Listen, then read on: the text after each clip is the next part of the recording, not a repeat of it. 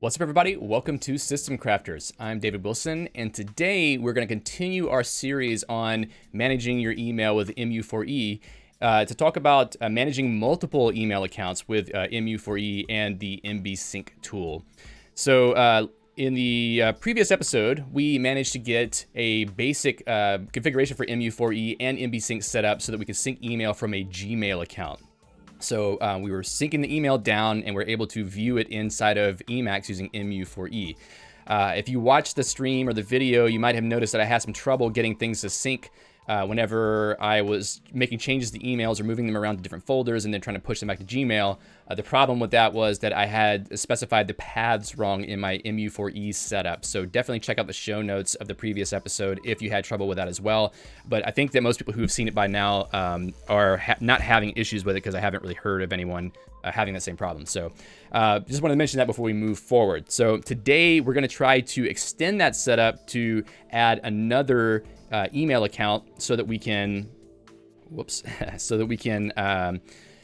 basically have two email accounts. So let's imagine that you have a work email account and a personal email account, and you want to sync both of them and be able to send emails from both of those in Emacs using mu4e. So what we need to do is to expand what we already have in our current mail folder so that we can have all the contents of those two email accounts there together so they can be indexed with the mu mail program and then used inside of mu4e.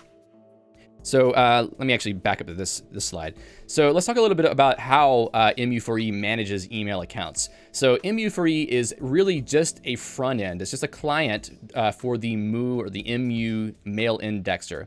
So what that means is that the mu program will take any email files that are in a local mail directory folder that have been synced using some program like mbsync or offline IMAP, and then it will index them and basically make it so that it can give you back results from what is in that folder. So you can search for emails in a particular folder or search for emails from a sender or to you or anything like that. It basically just makes your whole inbox or your whole mailbox searchable. It doesn't really care what email accounts those messages came from. All it knows is just the contents that are in each individual message. So when you use mu4e and mu with multiple mailboxes, you're just dumping a bunch of emails into a single folder, and then you're using the searching capabilities of mu and mu4e to separate those, at least for your own purposes, to treat them as separate accounts. But you can look at the emails from all of your accounts in a single view or in separate views, however you want to do it. It's really up to you. So when we configure mu4e, we're configuring what mail folders you have and also what searches you want to use to build those header lists so you can read your messages. So really it's up to you to decide how your multiple accounts are represented inside of mu4e, and I'm going to show you some ways to do that. Also, mu4e has this concept of context. So basically, for a single email, there is a way for it to determine which email account or which context that email belongs to, and then do certain actions like knowing which folder to refile the message to or what trash folder you use based on which email you're currently managing. So contexts are a very interesting concept, and we're going to jump into that in just a second. First of all, though, we need to lay the groundwork to have multiple accounts in the same mail folder, which basically means we need to change what we did so far in the last episode so that we make room for another email account. To do that, we're basically going to create a subfolder under the mail folder for our existing Gmail mail that we've synced so that we can also have a second subfolder for our other mail account there. Also, one thing to keep in mind is that you may want to stop mu4e from syncing your email while you do this so you don't run into any problems with it, maybe like resyncing your mail into the old folder while you're trying to get everything moved around. So if you already have your Emacs open and you want to stop mu4e from syncing temporarily, you can run the mu4e quit command that you can see that I've got here. So let me just run it myself. I don't think it's running for me right now, but I'm going to run it. Oh, I'm sorry. I have to jump into the VM to do this. I almost ran into some trouble here. Okay, so we're in the VM with the configuration we were using last time. I'm going to run mu4e quit, and I don't think it will do anything because I don't think I had it running in the background, but you might need to do that, so definitely keep that in mind. We're going to jump over to eShell, and we're going to go into that mail folder that we created. And what we're going to do, actually, let's just back out of that. We're going to rename mail to Gmail. We're going to, what? Oh, yes, thank you. We're going to rename mail to Gmail. And then we're going to make a new mail folder, and we're going to move the Gmail folder into the mail folder. So now if you look in the mail folder, you'll see that Gmail is there, and all of the stuff that is supposed to be there will be there. The reason why this works is because it doesn't matter what the folder structure is to Mu. Basically, Mu will just look at whatever's inside of that folder structure, and it will index all of them based on the details within the individual message files. So now that we've moved this, we need to re-index our mail so that Mu knows where the new locations for everything are. So we're just going to redo the same index command that we did the last time. I think it's mu index mail dir equals mail. And then we're going to talk about my address. My address equals systemcrafters.test@gmail.com. Now it's going to re-index all that mail. And now it will give us the ability to read all that email back. However, we still need to change our mu4e configuration to have those folders updated. So let's jump back over to our emacs.org. And then anywhere we have these folders configured so far, we're going to add Gmail in front of it. And let me see if I can just speed this up a little bit by using some Vim key bindings. So we're going to add Gmail in front of all of these. And then we're going to rerun these parts of the configuration so that we can have mu4e look at the email in the new location. So I think that's everything there. I'm going to reevaluate this config, and then I'm going to run mu4e one more time. And let's open up the unread messages. Okay, we see them here. If I use J, I can jump to my, let's see, let's jump to trash. So we jump to our trash folder. We see the trash folder is working. So apparently, oh, you can also see the mail dir in the mode line here is reflecting the new path. So we were able to get our existing Gmail mail moved into a subfolder. So now we have room to have a new mail folder living alongside that.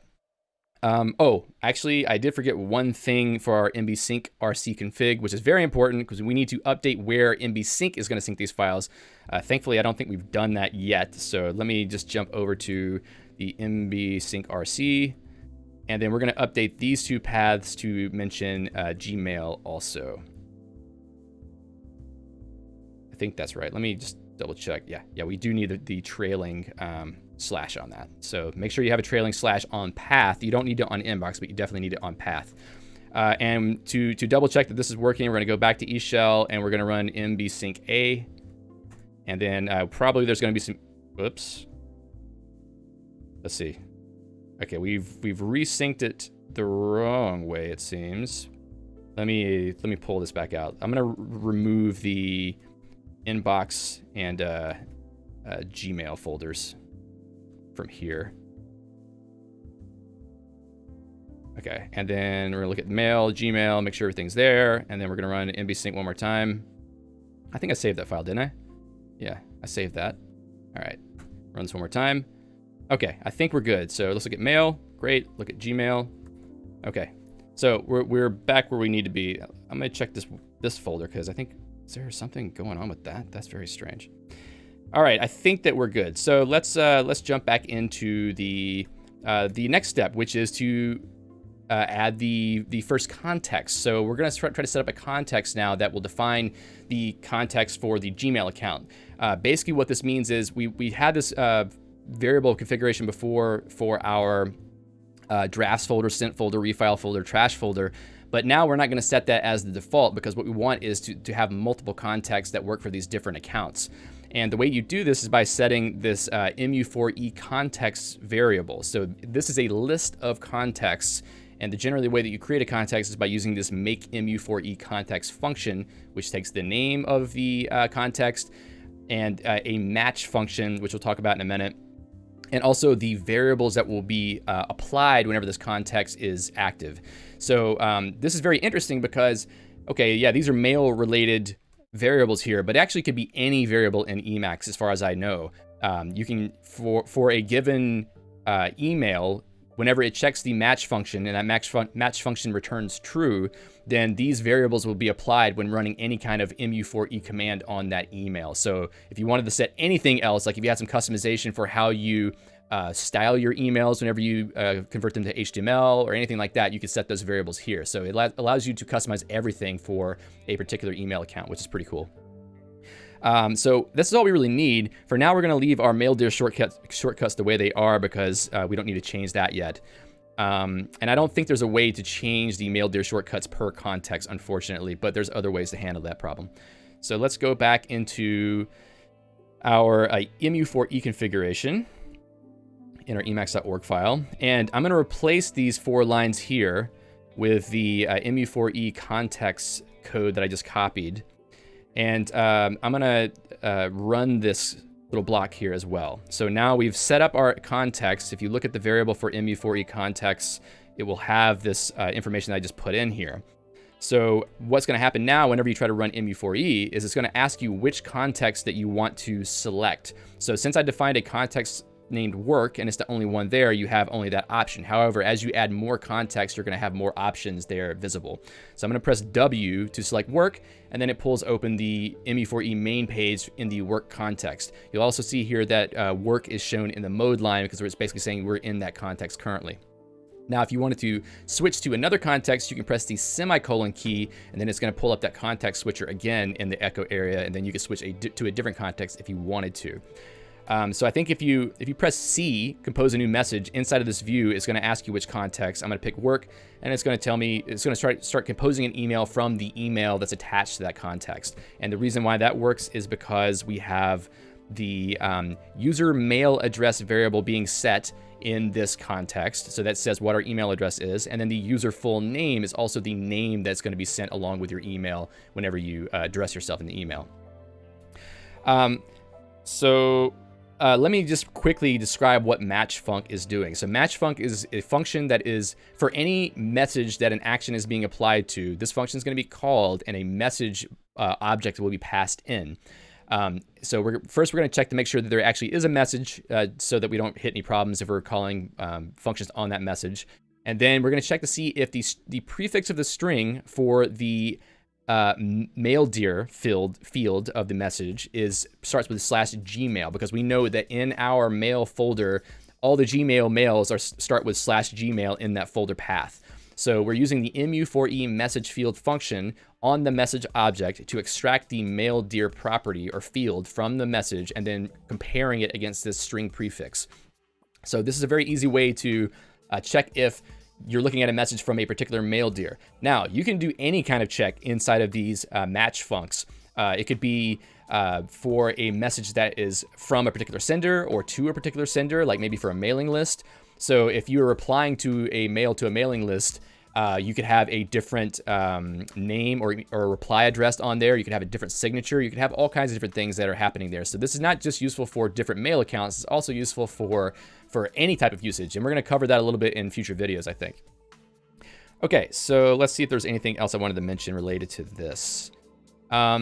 So there's documentation for context and some examples on how you can do other types of context at these links here. So check the show notes for those if you want to look at those. We've already taken a look at the new context in mu4e.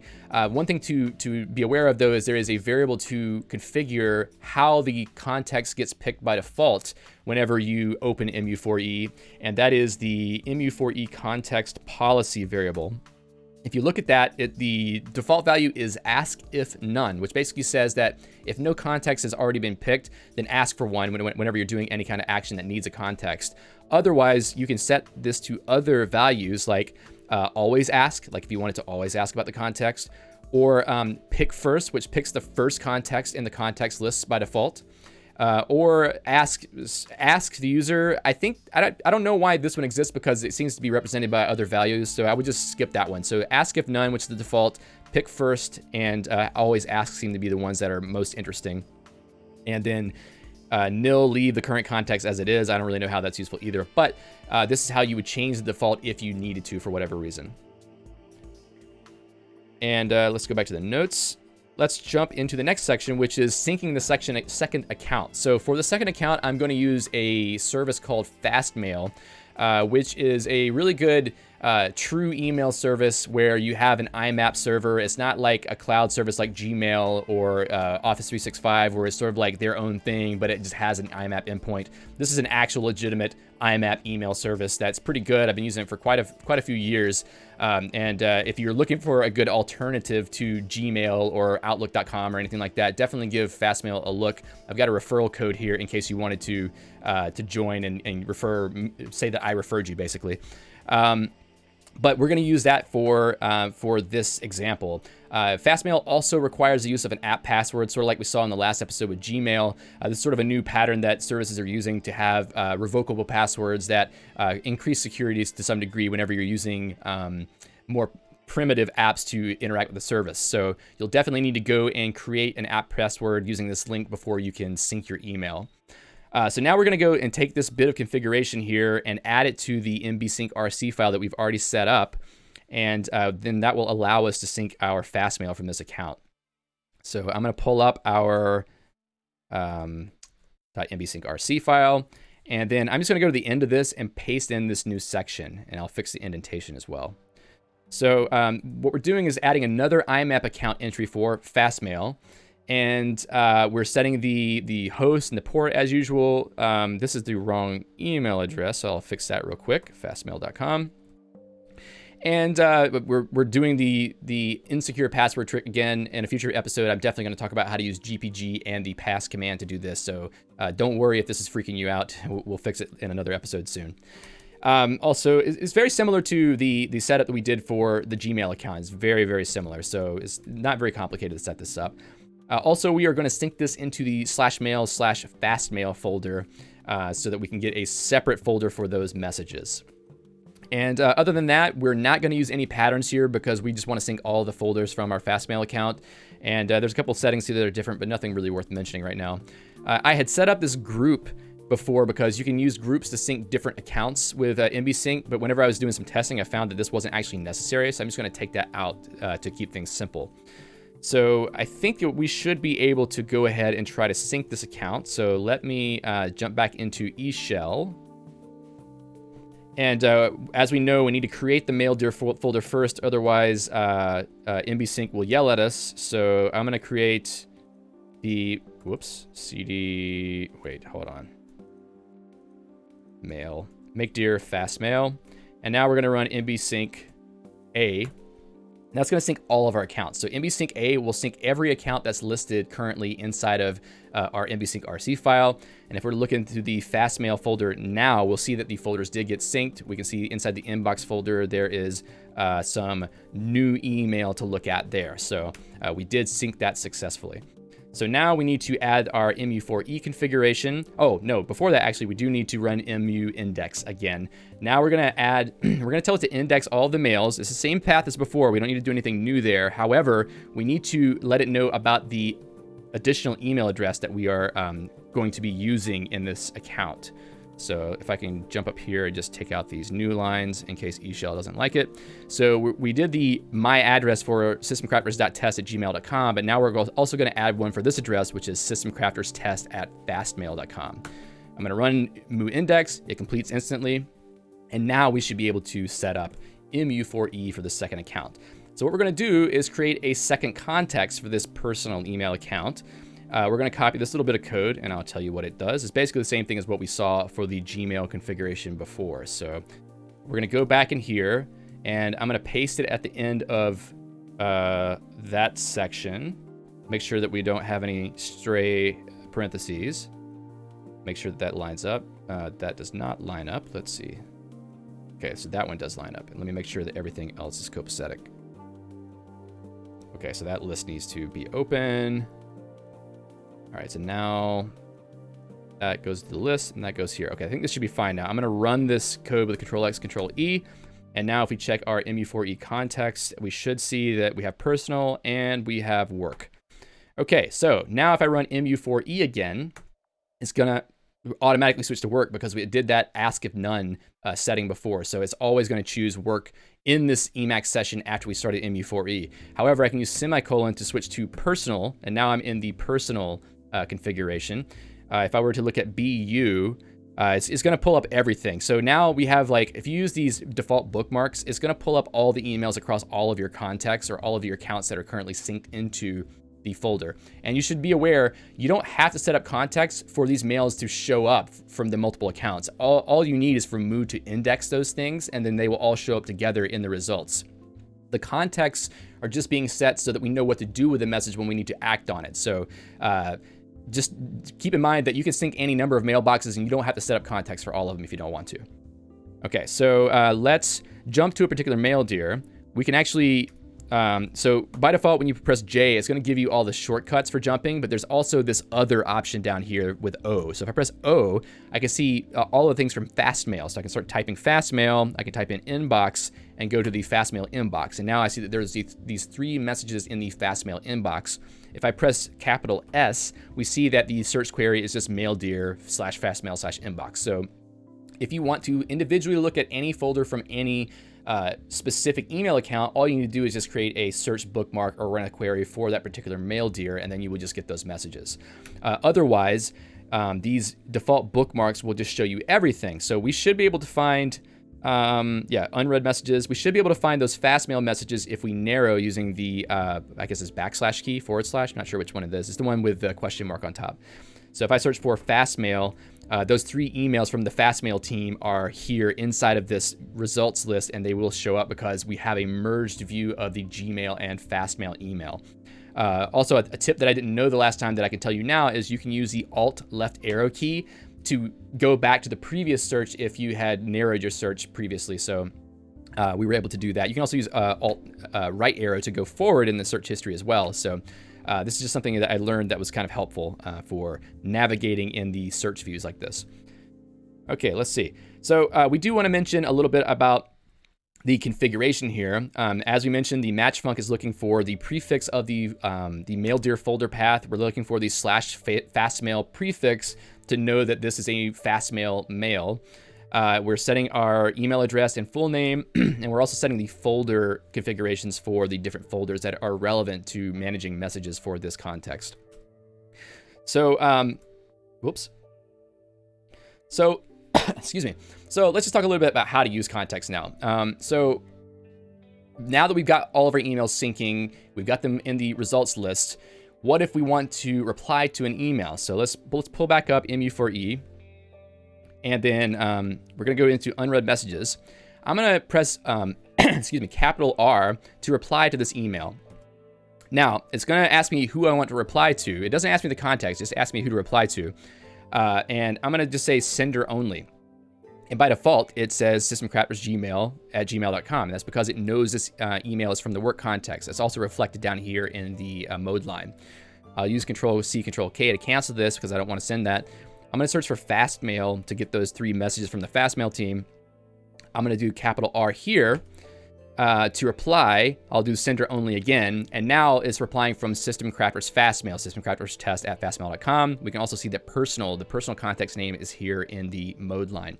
So those predicates that we defined for matching the message to the context are being applied when we try to reply to a message.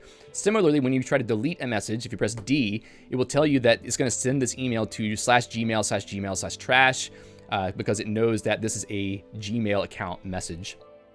And similarly for the fast mail email, if I press D, it tells me this is going to go to fast mail trash. So this is what contexts are good for. It's for basically saying, excuse me, for a particular email, what do we do with it whenever we do any of these actions in mu4e to manage an email? So you could probably have a few ideas about how you could use this for mailing lists, or maybe you have, let's say you have emails from a particular friend or relative that you want to archive to a specific folder. You can set up a context for that person so that anytime they send you an email, you can archive their messages to a very specific folder automatically without having to think about it. So you have pretty total flexibility on how these things are done. All right, let me see if there's anything else to talk about here.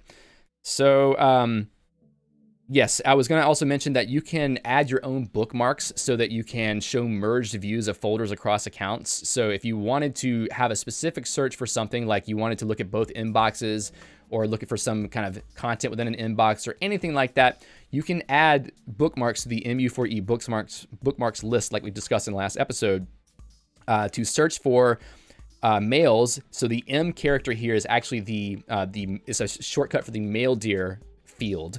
So we're searching the mail dear field for fast mail inbox, and we're using the or Boolean operators to say I want mails that are either in fast mail inbox or in Gmail inbox.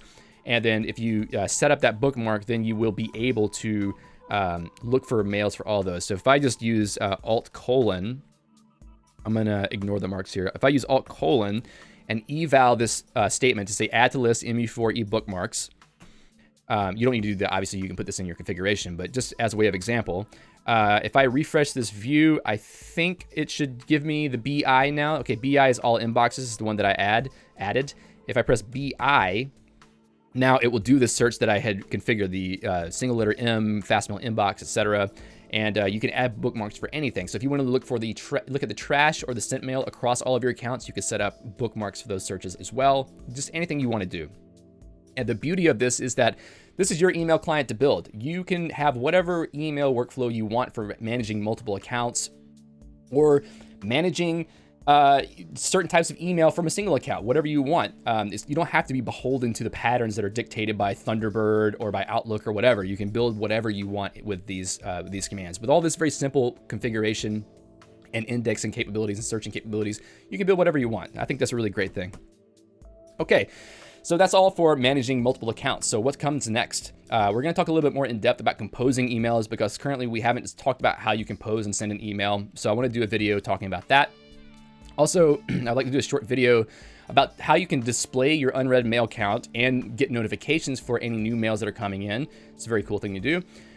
Also, I want to find a way to talk about more uses for context and search queries. If you have any interesting thoughts about how context could be used, or maybe like certain queries that you might want to use that are more complex, definitely leave them in the comments so that I can try to use those and spotlight those in a future video about how you could use those functionalities, because I think that there's a lot of power there that we really have to think a little bit on how we can unlock it, but there's probably some really cool stuff we can do.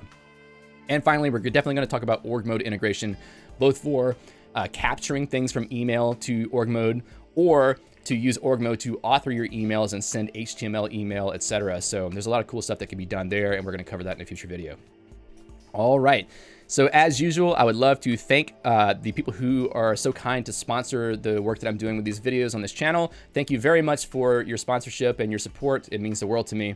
If you are interested in becoming a sponsor, definitely check out the links in the description. I'm on both GitHub sponsors and on Patreon. If you like either of those services, please feel free to use those for sponsorship. There's also a PayPal link if you want to do more of like a one-time donation. You don't have to do like a subscription if you don't want to. So with that said, thanks again for watching this video. Hopefully it was useful to you, and we'll probably have another video about mu4e next week, so keep an eye out for that. Make sure to subscribe and click the bell notification icon to be notified. And until then, thanks a lot, and